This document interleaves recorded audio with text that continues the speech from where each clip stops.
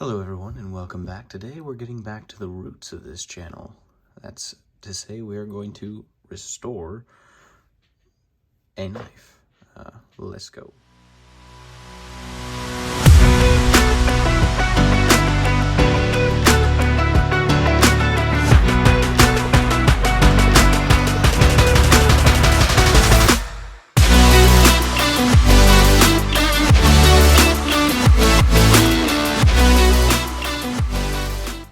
So, it's been hard for me to get around to fixing up any knives because, well, I take really good care of my knives consistently, so none of them really get that bad. And I don't have a plethora of knife buddies who have really nice knives that don't take care of their knives to pull from, but I do what I can. But fortunately, I do have a lovely wife who has good taste in knives, who doesn't know how to maintain them, but I do.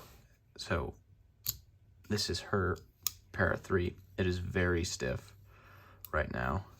I don't know why it is. It is full of pocket lint. You can see some of it in there. So what I'm going to teach you guys how to do is void your warranty. Yeah, if you take these knives apart, I believe Spyderco does it too. You void your warranty. Most of the big guys do that. This can be kind of complicated and tricky because I am working around the stand, so it's going to be unique. But the reason it's been a little bit since I posted or uploaded a video is because I am in the process of going through a move that was unexpected. So we're just going to get things started out right here with some Glenlivet 12-year on ice, because I would drink it neat, but I live in Texas. So without further ado, let's get into it. All right, so this is going to be a disassembly, cleaning, and reassembly. Hopefully, unlike the first time I did this, I don't have to run around and find a bunch of crap. So we got our gun oil. We use that both as a cleaner and a lubricant. Some used fucking Q-tips, old knife parts, not necessary for this project. Oh, there we go. Screwdriver and another screwdriver. We will need both of those. And that should be just about everything we need out of here. Those can go back where they came from. Oh yeah, working around this stand is awesome. All right, so we're going to start with making sure we got the right size bits for these. We do not, so is this the right size? It's a little loose. I did myself tons of favors by not putting the bits back where they go, so I pretty much have to dump out my whole bag over here. Son of a gun. No, it was just a flathead. Okay. Still. Come on. There we go. Okay. All right, so that doesn't fit those, but it does fit the pivot, so just gonna move the mess out of the way. First thing I like to do is take the pocket clip off. Of course. 3 different size screws, why not? It's my favorite knife company. Nobody's perfect. They're allowed to.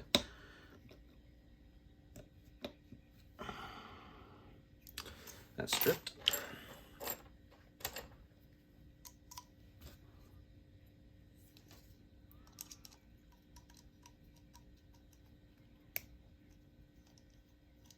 There we go.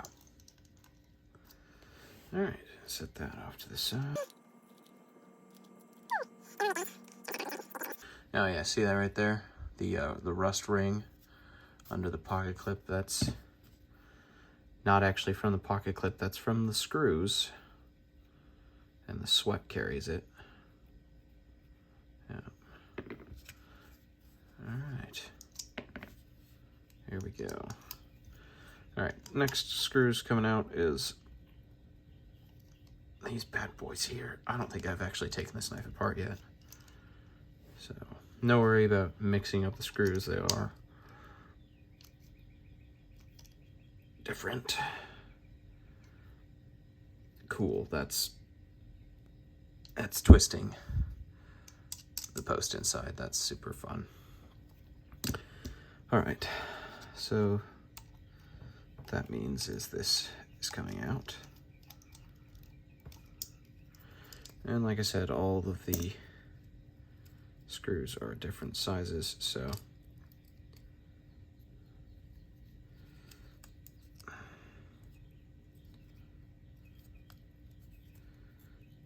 should be able to.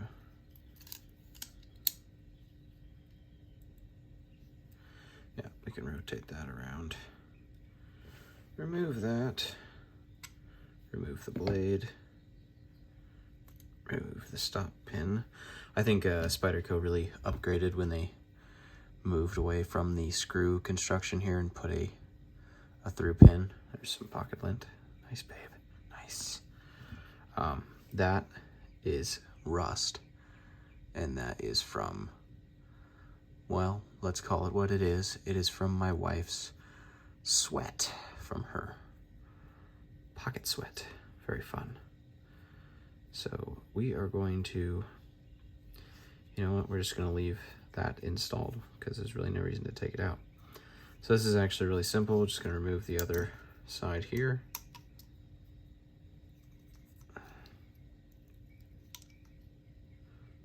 Oh, what fun.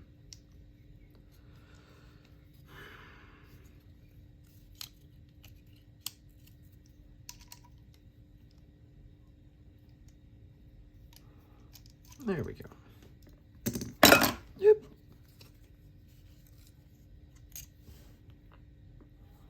All right. And now will be the first break where I go get paper towel. So I love my Spydercos, but the one downside to these designs with this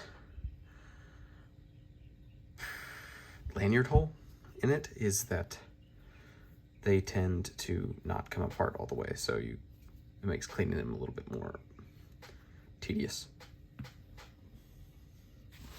So first thing's a dry wipe.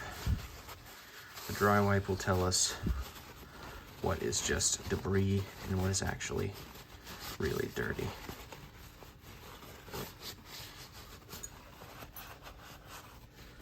So yeah, all in all, not bad. Most of that surface rust just came right off with a dry wipe.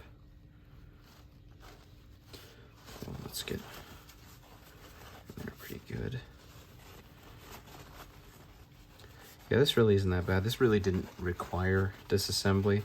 I probably could have gotten away with just lubing the pivot for her. Oh, you see what I did there? If you press down the lock, and then you can wipe everything flat. Gives you a lot better access.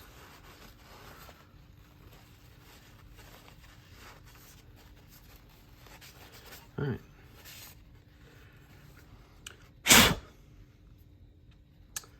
There was a little piece of orange fabric under here from her shirt that I had to blow out. And then a little bit there. So now we're gonna do a little preventative maintenance here. We're just gonna take a Q-tip, soak it in oil, and wipe down the metal surfaces.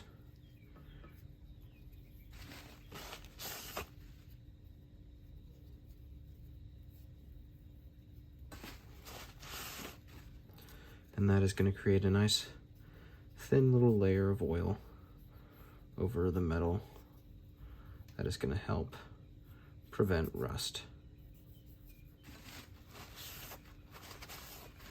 Then you wipe it off and just lightly apply it again, and we're good to go. Now, I always do this every time. See how dirty and corroded these little washers get. These are bronze phosphorus washers, so they don't patina quite the same as regular brass or copper do. But I always like to piece of cloth, soak it in oil, drop your washer in there, and just give it a good old rub. And that should do most of the necessary cleaning. Now we need the stop pin, or the pivot barrel. Let's get a good look at that. That's clean. So, which side has the divot? This side does not. So we will grab our washer and put it on the non-divoted side and pop that bad boy in right there. That is the remnants of some blue Loctite in there. That should be fun to deal with. Now we got our blade. I'm just gonna take this little dot of oil that we already had on here, wipe down our blade, wipe down the pivot surface. Ooh, just got a little rust on the blade there. That is just so very much like her. It's okay, I can say whatever I want about her. She doesn't watch this channel. Which is why she'll never know how sweet I think she is. I'm just kidding. I'm not talking shit about my wife. I love her to death. She's amazing. So, let's see here. All right, that's ready to be reinstalled. So we're gonna drop that bad boy back over the pivot. Ooh la la. Oop, pivot popped out. That's fun. Oh, what fun. Spherical side only. We're actually going to take this guy and put him in there too.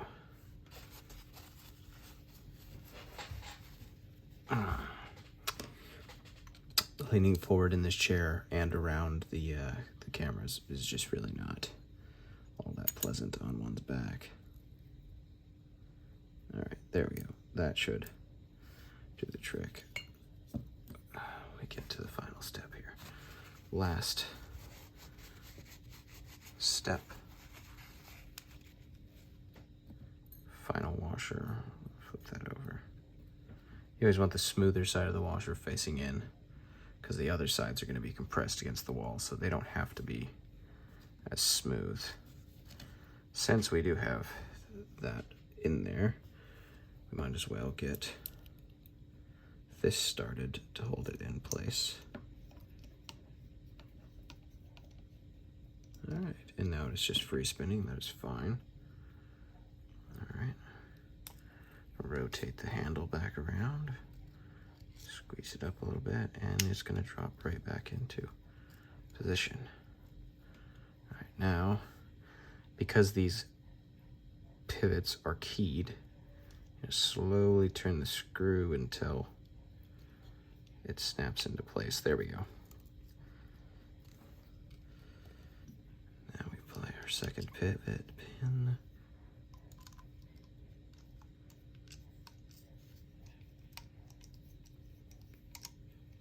All right, and as I've always said, over tighten everything and then back it out afterwards.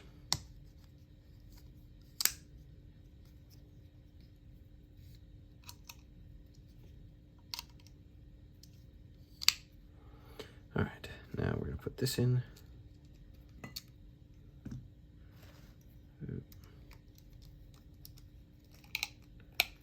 Tighten her back down. Make sure the other side is tight. Have a drink.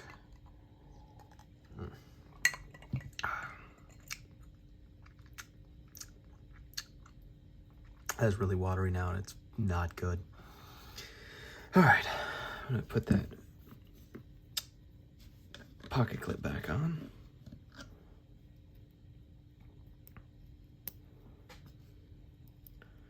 I like to do pocket clips by putting all 3 screws in, getting the proper bit installed, and then taking the top one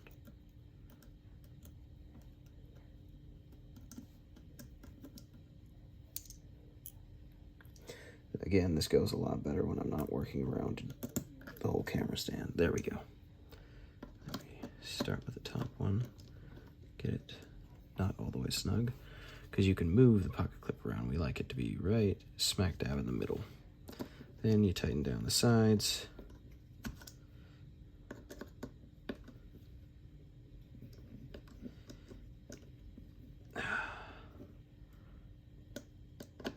You revisit that final pivot, the first pivot, or the first screw pivot. I got pivot on the brain. It's like an episode of Friends. You know the one. Now, I'm not trying to over tighten these things because you don't want to strip those, because if you do, it's a huge pain in the tuchus. So it's already smoother than it was. So we're just going to take this bad boy and dab a little bit of oil in there.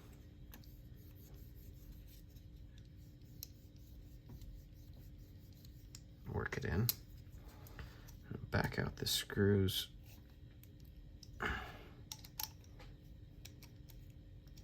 Really open that pivot up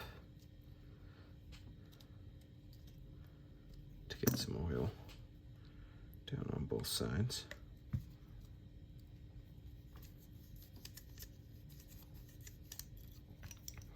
And retorque.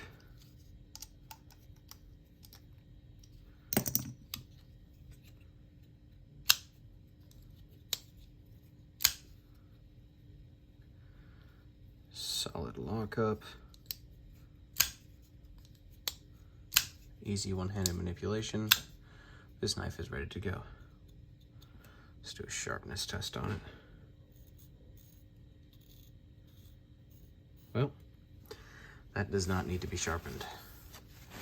That is ready to go back into my wife's pocket at work, where it protects her and allows her to cut and open things.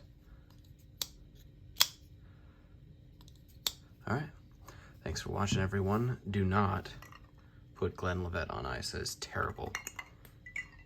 Yeah, we're gonna do that differently. All right. So yes, content will be a little light this month. I will be very, very busy with my move, but after that, we should be back to our regular pace and back to having a lot more fun than we are right now, because moving sucks. Everyone knows it. All right. Thanks for watching, guys. Hope you enjoyed the video. If you liked it, do me a favor and subscribe, comment, share, whatever you want. Tell me I'm an asshole. Tell me you didn't like it. You know, the whole 9 yards. You know what to do. Just get on your little typey and do the thing. All right. That is all. I will see you guys on the next video. Out.